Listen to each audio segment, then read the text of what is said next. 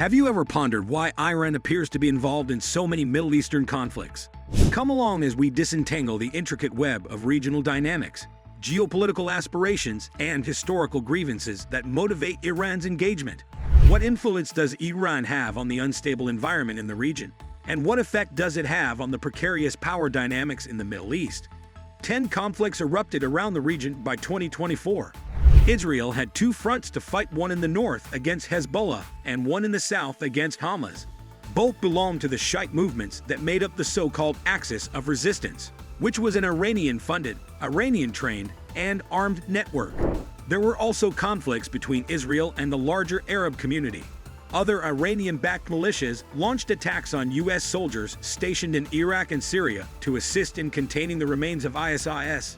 Following the fall of the Islamic State in 2019, Yemen fought 3 wars: an internal civil war, a regional conflict with Saudi Arabia, and attacks on foreign ships in the Red Sea. The growing hostilities between the United States and Iran ran parallel to all of these crises. The history of each of the 10 battles is provided here. Hamas in Israel. After Israel invaded Lebanon in 1982, the PLO was marginalized, which led to a rise in tensions between the Palestinians and Israel in the occupied territories of Gaza and the West Bank. 4 Palestinians were killed by an Israeli military truck in Gaza in 1987, sparking the start of the First Intifada, which continued until 1993. The Islamist movement Hamas was born out of the protests and changed the objectives of the Palestinian movement. Jihad is the only way to resolve the Palestinian issue, it declared. Proposals, international conferences, and initiatives are all pointless and ineffective attempts. The 1993 peace deal between Israel and the PLO marked the end of the First Intifada. Following the failure of U.S.-led negotiations between Israel and the PLO at Camp David in 2000, a second Intifada broke out. Up to Israel's unilateral withdrawal from Gaza in 2005, there were violent protests every day. In a significant political shock over Fatah, the leading PLO faction, Hamas won the majority of seats in the parliament in the 2006 Palestinian elections. Hamas took over Gaza amid internal Palestinian strife, while Fatah headed the West Bank administration. Israel and Hamas hostilities erupted into wars in 2008, 2012, 2014, 2018, 2021, 2022, and 2023. Hamas carried out cross-border incursions on October 7, 2023, in the bloodiest attack against Jews since the Holocaust.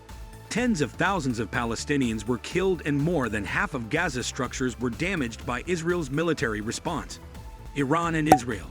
Before the monarchy was overthrown in the 1979 revolution, Israel and Iran maintained diplomatic and commercial ties that included trade in weapons and oil. The revolutionary leader Ayatollah Ruhollah Khomeini denounced Israel as the Little Satan and an enemy of Islam, while designating the United States as the Great Satan. Tensions increased over the course of Iran's 8-year conflict with Iraq, despite a covered arms deal with Israel. Iran's threats continued, and in 2006, Israeli Vice Prime Minister Shimon said, "The president of Iran should remember that Iran can also be wiped off the map," in response to President Mahmoud Ahmadinejad's 2005 statement that Israel should be wiped off the map. "Israel is a hideous entity in the Middle East, which will undoubtedly be annihilated," tweeted Ayatollah Ali Khamenei in 2010. Tensions have escalated, especially in light of Tehran's backing of Axis of Resistance militants. Hezbollah is the biggest in the Middle East and among the biggest non-state players in the world, thanks in part to Iran's creation and support. Other militias that the Islamic Republic equipped and supported included local Muslim militias in Syria, Hamas, and Palestinian Islamic Jihad in the Palestinian Authority, the Houthis in Yemen, and a group of Shiite militias in Iraq that were grouped together under the banner of the Popular Mobilization Forces. The strategic goal of eradicating Israel is shared by everybody. Iran's nuclear program has been the main source of contention as it has developed over the years. Israeli officials have pledged to halt or destroy it for decades. 4 nuclear physicists were killed in clandestine operations between 2010 and 2012. The father of Iran's nuclear program was killed in 2020. Iran asserted that the culprits were Israeli spies. Additionally, it has been suggested that Israel participated in the Stuxnet virus outbreak that hampered Iran's 2010 centrifuge project.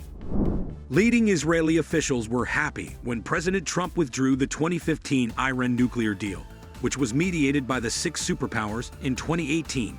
Prime Minister Benjamin Netanyahu pledged, "As long as I'm Prime Minister of Israel, I will do everything in my power to prevent Iran from getting nuclear weapons," during his 2023 speech to the UN General Assembly. The 22 Arab League members pledged for many years that they would not do business with Israel in any capacity until the establishment of a Palestinian state. Yemen saw 3 Houthi wars, dedicated to restoring cultural and religious customs. A tribal Shiite sect gave rise to the Houthi rebel movement in the 1990s.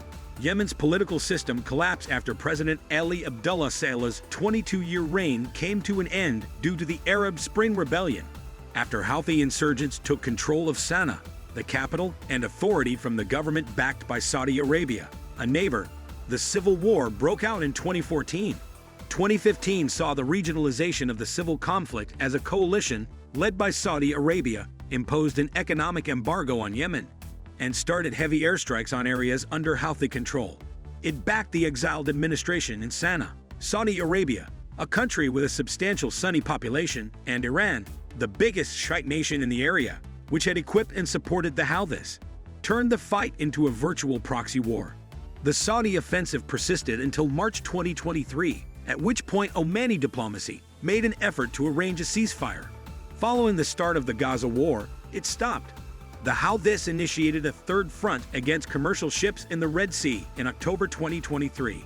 The Red Sea is a vital waterway that nearly 1/3 of all international shipping travels through on its way to the Suez Canal. Even though the great majority of the ships targeted had no link to Israel, they insisted that the drone and missile operation was in favor of their allies in Hamas. In retaliation, the U.S. organized 2 worldwide coalitions. The goal of Operation Prosperity Guardian was to safeguard international shipping. Houthi drones and missiles were intercepted over the Red Sea by Operation Poseidon Archer, which also targeted their military installations in Yemen. Attacks by Iran via proxy on U.S. forces in Jordan, Syria, and Iraq. After the Islamic State fell in 2017 and 2019 in Syria and Iraq, the U.S. kept sending in troops to contain what remained of the group. The missions were to advise and support local forces, the Syrian Democratic Forces, and the Iraqi military. Attacks were periodically carried out by a number of proxies backed by Iran, with the intention of compelling the U.S. to leave both nations. After the Gaza war broke out in October 2023, the campaigns intensified. The militias launched around 160 attacks on U.S. soldiers between October and January 2024. Over 90 of these attacks targeted various U.S. sites in Syria, and over 60 targeted U.S. positions in Iraq. On January 28, 2024, a member of Iran's Axis of Resistance launched a drone against a U.S. outpost in Jordan, near the border that borders Syria and Iraq, initiating a new front in the battle. Over 40 people were hurt, and 3 Americans lost their lives. Since the start of the Gaza war, they were the first Americans to die in combat in the Middle East. The Biden administration promised retaliation and placed the blame on the Axis of Resistance. Washington and Tehran have been at odds since the 1979 revolution that changed Iran from a monarchy supported by the United States to an anti-American theocracy. The United States and Iran, Washington and Tehran have been at odds since the 1979 revolution that changed Iran from a monarchy supported by the United States to an anti-American theocracy.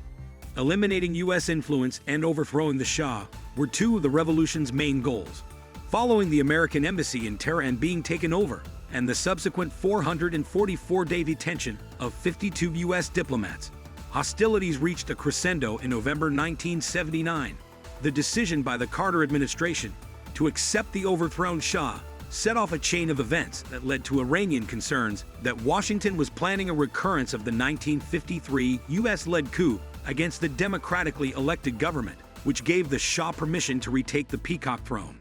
As Iran encouraged a network of new militias to strike American objectives, hostilities grew throughout the years, increasing the political, military, and human cost of remaining in the Middle East. The U.S. bombing in 1982, the single worst event for the U.S. military since Iwo Jima during World War II, involved Marine peacekeepers in Lebanon, which was orchestrated by the Hezbollah organization. In addition to being trained and supported by Iran's Revolutionary Guards, the Lebanese militia also carried out suicide attacks against 3 U.S. embassies, in Kuwait in 1983 and in Beirut in 1983 and 1984. Iran was also enraged by U.S. moves. Throughout the 8-year conflict in the 1980s, Iraq received intelligence and strategic guidance from the Reagan administration. All 290 people on board an Iran Air passenger jet that was shot down by the U.S. Vincennes in 1988, when it was over the Persian Gulf, perished. Both nations made attempts to try to ease tensions between the middle of the 1990s and the middle of the 2010s. The largest oil transaction ever brokered was offered to Conoco by President Hashemi Rafsanjani in 1995. But the Clinton administration vetoed the contract and outlawed any purchases by American companies, either directly or through intermediaries.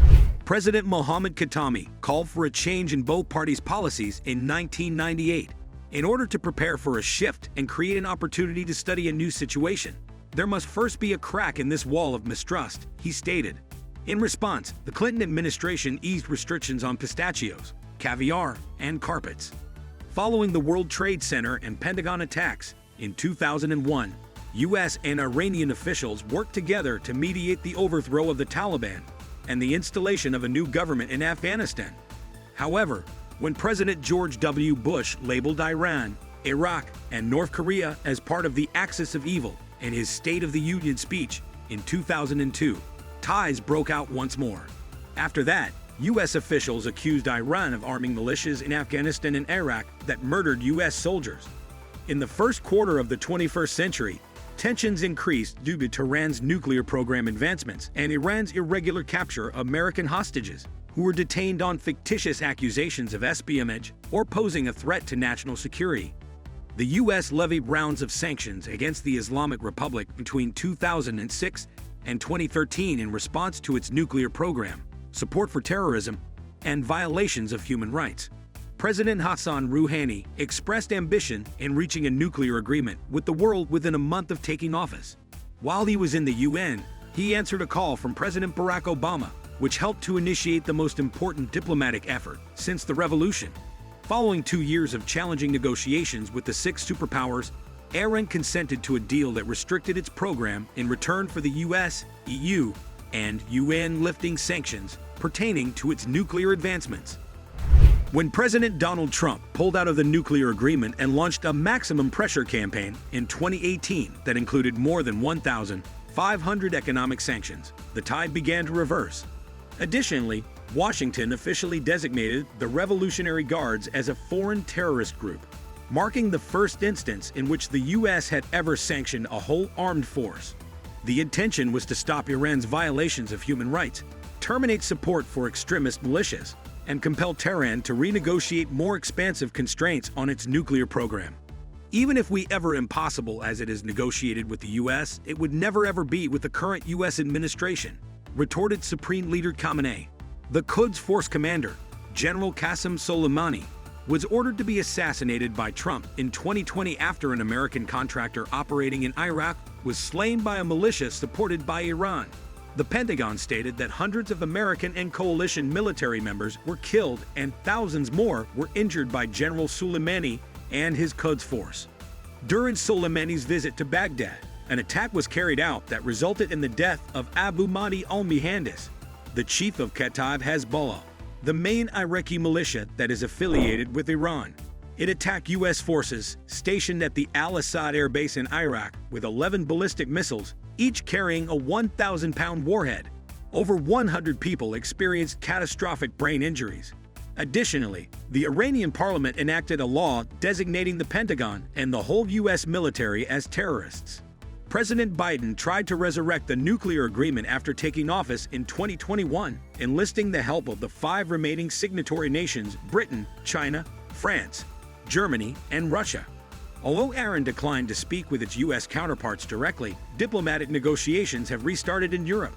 Although there seemed to be progress in the negotiations, Iran objected to the final wording in August 2022.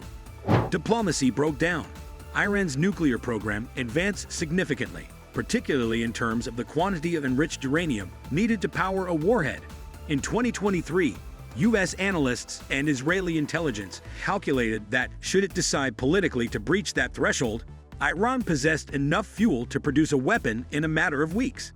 Following the outbreak of the conflict between Israel and Hamas in Gaza on October 7, 2023, Iranian-backed militias intensified drone and missile strikes against U.S. targets in Iraq and Syria, as well as against commercial and naval ships in the Red Sea.